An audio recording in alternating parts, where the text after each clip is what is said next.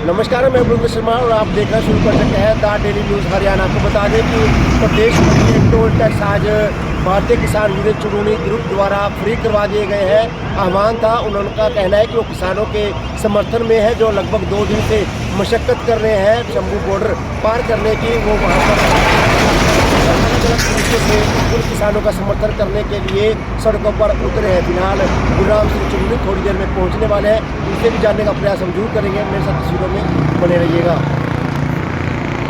यहाँ पर पहुंचे हैं आप, देखिए 3 घंटे के लिए आज टोल फ्री की कॉल है और कल जो है वो सभी तहसीलों पे हम ट्रैक्टर का प्रदर्शन करेंगे, ट्रैक्टर मार्च निकालेंगे।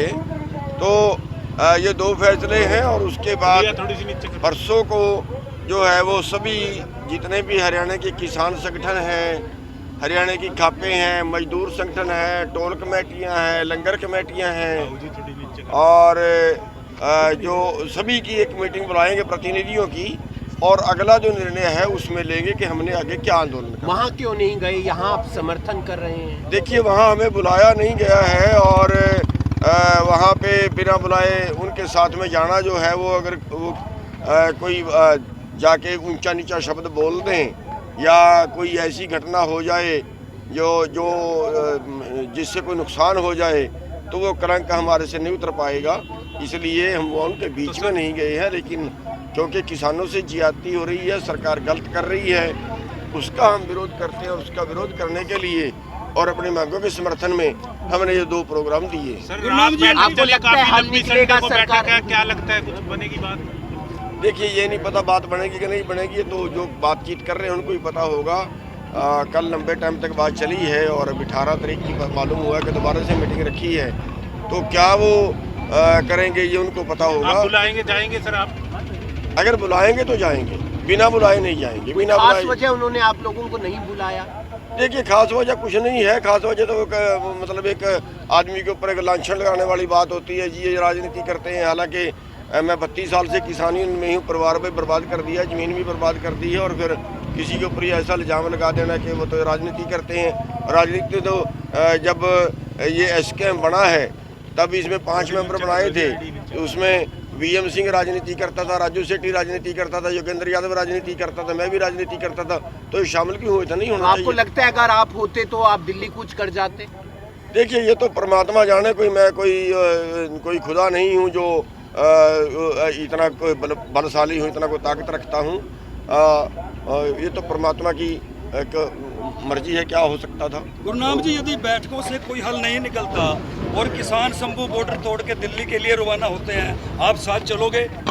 देखिए अगर साथ कोई ले जाएगा तब चलेंगे, कोई नहीं ले जाएगा तो हम अपने तरीके से जो समर्थन तो आप दे रहे हो, आपने सारे अपने तरीके से जितना समर्थन बनेगा जो वाजिब होगा वो कर रहे हैं। लेकिन सरकार को किसानों के साथ इस तरह से जैसे ये देश के दुश्मन आ गए हो, इस तरह से व्यवहार करना वो बिल्कुल गलत है। उसका हम विरोध करते हैं और जितना हमारे से अपने तरीके से बन पड़ेगा उस तरीके से हम समर्थन कर रहे हैं। सरकार को आज आप क्या कहना चाहोगे?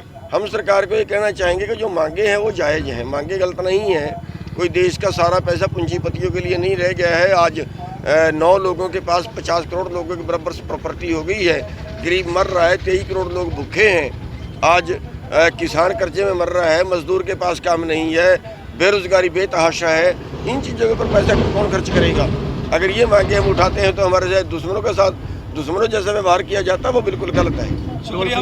डॉक्टर साहब 3 घंटे के लिए? आज 3 घंटे के लिए टोल फ्री है और कल जो है पूरे जो तहसीलों हैं उन पे हम ट्रैक्टर मार्च करेंगे। खट्टर साहब का बयान है कि किसानों का ये तरीका उचित नहीं है, तो खट्टर साहब ये बता दें कौन सा तरीका उचित है? अरे भाई आप मांग नहीं मानते हो, हम आंदोलन करते हैं, आप गोले मारते हो, ये तरीका उचित है? कई 1000 गोले दाग दिए गए, ड्रोन से गोले फेंक रहे हैं, ये तरीका उचित है? और कह के मुकर जाना ये तरीका उचित है? वादे करके सरकार का तो दावा है किसान पथराव कर रहे हैं। किसान पथराव नहीं कर रहे हैं। किसान के बीच में सरकार अपने आदमी मिला के पथराव करवाती है। किसान कोई पथराव नहीं करता, ना ही किसानों को कोई ऐसा हिदायत है कि वो पत्थर मारे। नीलमित जी का भी बयान आया है कि कानून को अपने हाथ में नहीं लेना। नहीं, कानून बिल्कुल अपने हाथ में नहीं लेना चाहिए। कानून सरकार ने अपने हाथ में लिया है, किसान ने अपने हाथ में नहीं लिया। बैरिकेड जो लाए हैं वो सरकार ने लाए हैं, किसान तो उस रास्ते को खुलवाना चाहते हैं। स्वामीनाथन किसान रिपोर्ट के हथियार बारे में क्या लेकर के कहना हाथों में चाहेंगे? चलते हैं। बताइए कौन सा हथियार है, कौन सी तोप है किसानों के पास? खट्टर साहब का ये आपने कोई तोप देखी है? आपने सब आप पत्रकार खड़े हो, किसी ने किसान के हाथ में बंदूक देखी है? किसी ने किसान के हाथ में कोई गोला बारूद देखा है? कौन सा हथियार लेके हम चले हैं? हाँ, अगर वो हमारे ट्रैक्टर को भी हथियार मानते वो तो हमारी सवारी है।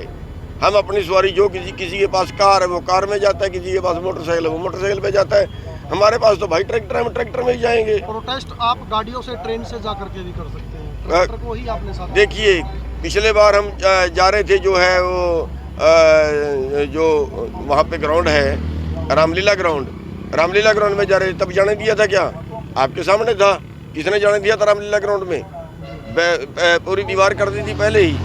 ये नहीं प्रोटेस्ट करने देते, वहाँ भी नहीं करने देते, वहाँ भी घेर के बिठा देते हैं, दोनों तरफ बैरिकेड लगा देते हैं, अंदर बूंद लेते हैं, किला बना देते हैं। ये कोई प्रोटेस्ट नहीं होता किला। लेकिन लगातार किसान जख्मी हो रहे हैं, ऐसे में ये कसमकस किसानों और सरकार देखिए, के बिल्कुल बीच गलत है। सरकार घायल कर रही है ना, सरकार बिल्कुल गलत कर रही है। अगर कोई दिल्ली जाना चाहता है, प्रदर्शन करना चाहता है, या तो उसकी बात मान लें, उसको जाने दें। लेकिन ना यूनियन का कुछ बिगड़ता निहत्थे किसान जो है उसके शिकार हो जाते देखिए, अब ये तो आप जो है इस बात का तो क्या जवाब है कि ना यूनियन का कुछ बिगड़ता है। वो यूनियन के बच्चे तो हैं, वो किसके हैं? अगर आपके बच्चे को चोट लगे और आपको ना लगे तो क्या कहेंगे कि आपको क्यों नहीं लगी? हैं। जी सलाम जी, आपको नहीं